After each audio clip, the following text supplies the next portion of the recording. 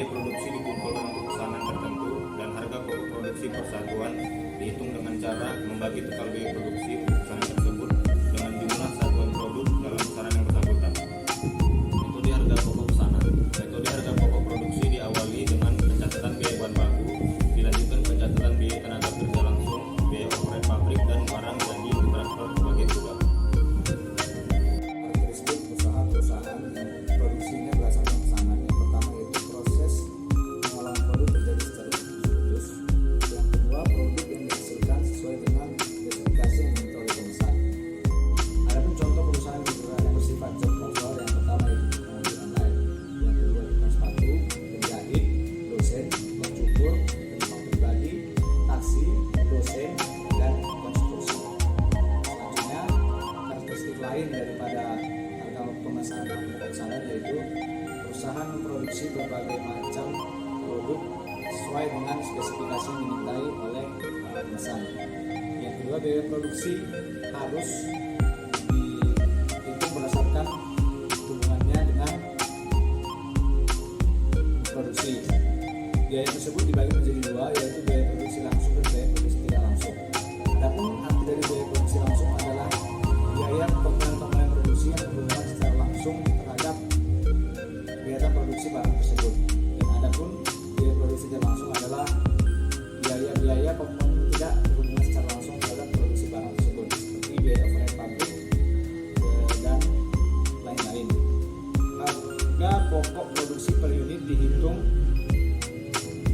ketika pesanan sudah selesai diproduksi dengan cara membagi jumlah biaya produk yang dikeluarkan untuk pemesan tersebut dengan jumlah unit produk yang dihasilkan dalam pesanan yang berhubungan. Pesanan ada juga manfaat. Inflasi harga pesanan yang pertama menentukan harga jual yang akan dibebankan pesanan. Yang kedua, mempertimbangkan penerimaan atau penolakan pesanan. Yang ketiga, memantau realisasi biaya produksi. Yang keempat, menghitung laba atau rugi tiap pesanan. Yang kelima, menentukan harga pokok persediaan produk jadi dan produk dalam proses yang sudah diberikan dalam neraca. Sekian dan terima kasih. Selanjutnya yaitu prosedur biaya tenaga kerja. Sebelumnya saya akan menjelaskan definisi biaya tenaga kerja. Tenaga kerja merupakan usaha fisik atau mental yang dikeluarkan karyawan untuk mengolah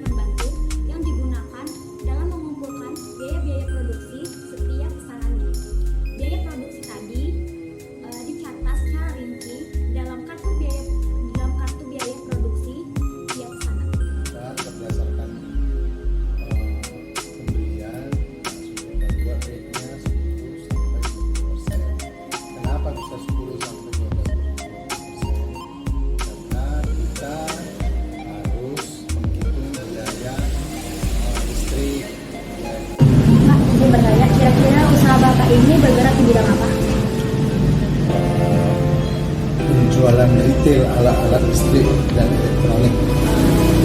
Nama toko usaha Bapak kira-kira boleh tahu? Toko Cahaya Terang Elektrik.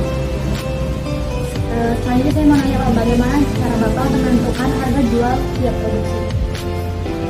Harga jual kita berdasarkan pembelian, langsung kita buat rate-nya 10 sampai 20%. Kenapa bisa 10 sampai 20%? Karena kita harus menghitung biaya listrik, biaya lampu, dan biaya operasional kita sehari-hari. Ya kalau kita jaga toko, tentunya kadang-kadang kita ada keperluan pengen apa-apa gitu ya. Dan juga biaya kemasan, kita kan harus bungkus dia pakai plastik. Kita hitung semua itu dan dapatlah rate-nya 10 sampai 20%. Juga berdasarkan survei apakah tetangga toko-toko sebelah atau yang bergerak di bidang yang sama di sekitar ini, rate-nya juga seperti itu. Ternyata rate di sekitar sini, seluruh street ini, rata-rata toko listrik dan alat-alat elektriknya rate-nya sama 10 sampai 20%. Berdasarkan itu. Saat Bapak melakukan pesanan ke distributor, apakah Bapak membayar juga biaya angkutan? Kebetulan secara langsung tidak, tetapi mereka sudah masukkan itu ke biaya pembelian kita. Jadi kalau saya pernah tanya, jadi ongkos kirimnya tentu sudah dia masukkan ke harga jual. Pasti secara tidak langsung saya juga bayar biaya ongkos kirim dari harga produk yang saya beli. Misalnya satu obeng itu kan sudah termasuk di dalamnya biaya ongkos. Jadi modalnya 5.000, tentu di dalam 5.000 ini sudah distributor sudah menghitung biaya karyawan dan sebagainya. Jadi kesimpulannya secara langsung tidak, tetapi secara tidak langsung saya bayar ongkos kirim. Dari cerita Bapak, apa yang Bapak inginkan itu berkisar dari 10 sampai 20%. Iya, supaya tokonya bisa bergerak. Teman-teman nanya, toko Bapak punya tenaga kerja langsung nggak? Secara langsung saya dan istri lah. Gaji karyawan sebenarnya perlu, tapi karena kesulitan kita untuk memotong biaya, apalah kalau di pabrik namanya biaya produksi ya, ongkos produksi itu kita hilangkan, ya kita berdua yang bergerak produksi, direktur sekaligus karyawan lain. Jadi kesimpulannya tidak pakai karyawan langsung. Itu Bapak pernah pemasaran produk gitu? Ada biaya pemasaran produknya nggak?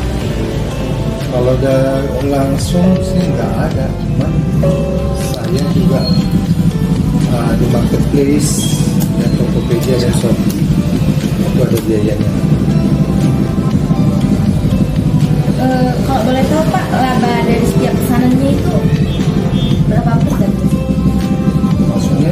Maksudnya di pertanyaan itu mungkin konsumen yang beli sama Bapak sekali pesanan itu nggak per produk, sekali bukan per produk.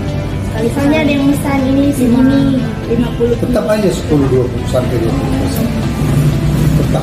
Dihitung jadi per produknya 10%. Iya. Jadi kita beli misalnya lampu analog berbagai varian dari 5 sampai 50 watt sudah kita bebankan 10 sampai 20%. Nah, itu tadi lah jenjangnya 10 sampai 20% itu, misalnya dia beli kayak kamu bilang tadi 5 kan, paling kita diskon lah yang ada ya, diskonnya sekitar kalau dia beli 5 piece kita misalnya harganya jadi 50.000, bisa kurang lah pokoknya sedikit lah, kita kurangi 2.000 seperti itulah, berapa persen lah itu. Misalnya dari belanjanya 50.000 kita kasih 2.000 mungkin sekitar 1 atau 2% ya.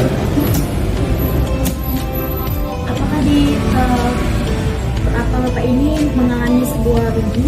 Pernah mengalami sebuah Nggak pernah lah kalau namanya dagang tak ada rugi. Artinya kalau barang yang kita beli lambat lakunya itu udah rugi. Kalau bahasa ekonominya opportunity loss, kesempatan yang hilang. Itu sering kita ada, misalnya ini kita prediksi 2 minggu laku, ternyata sampai 2 bulan nggak laku-laku, kan udah rugi. Terus barang yang expired, walaupun barang seperti ini kayak lampu ada expired setelah 2 tahun, kita nggak tahu, kita belanja rupanya dia kasih yang jelek, tidak segera laku. Nah, seperti inilah ini contohnya. Ini lampu darurat sekaligus musik box. Nah dulu dia laku karena orang tertarik, tapi sekarang banyak ini internet apa segala macam, orang pun udah malas bikin USB, semuanya Bluetooth, jadi dia nggak laku, rugi.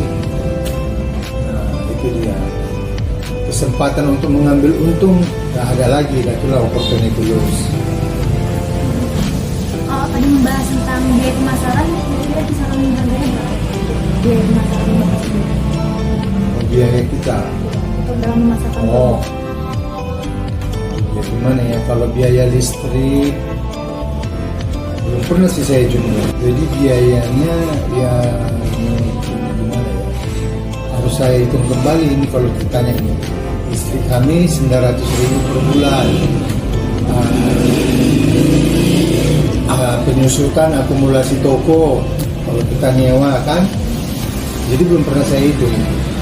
Tapi rata-rata kalau biaya operasionalnya nanti ini jadi sulit, kita harus hitung lagi penjualan harian berapa, kalau dapat 1 bulan itu berapa, kurangi biaya penyusutan, kurangi biaya operasional, baru dapat dia biaya operasional. Jadi kalau klien tanya, ya sekitar kami ini penjualannya sekitar rata-rata 15 juta sebulan. Dikurangi biaya mungkin sekitar 3-5% lah biayanya. Sebenarnya 3 sampai itu kan dalam ilmu ekonomi kita nggak boleh bilang 3. Berapa? 5%. 5% lah biaya yang kami keluarkan setiap bulan. Misalnya dari 15 juta. Berarti listrik yang Pak gunakan ini 900.000 per bulannya untuk usaha Bapak. Kemudian untuk bangunan ini kira-kira Pak sewa atau gimana? Ini nggak sewa. Tidak sewa. Kalau sewa di sini pasarnya 20 juta. Jadi hitung kalianlah penyusutannya berapa setiap bulan. Jadi 20 juta dibagi 12. Akumulasi penyusutannya berapa per bulan? Nah itulah. Itu biasanya orang akuntan publik yang hitung. Kalau kami laba rugi aja. Saya jurusan ekonomi juga. Kira-kira untuk biaya kemasan sendiri harusnya berapa? Oh, kalau kemasan saya beli plastik murah sih, sekitar 1 bulan 100.000 Itu per bulan. Sampai lah kadang 50.000 lah sebulan. Untuk semua produk. Semua produk plastik seperti ini ya, kan berjenis-jenis dia. Tapi kalau bungkus kipas angin kan plastiknya gede. Kira kami boleh lihat Pak contoh dari harga apa pesanan yang Bapak kerja.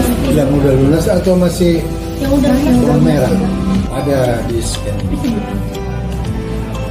Jadi udah gampang, nanti tinggal saya share. Apalagi? Udah Pak. Oke. Terima kasih ya Pak. Iya, Dan iya. saya- Bunyi aja kan? Sekian kami pada hari ini. Terima kasih.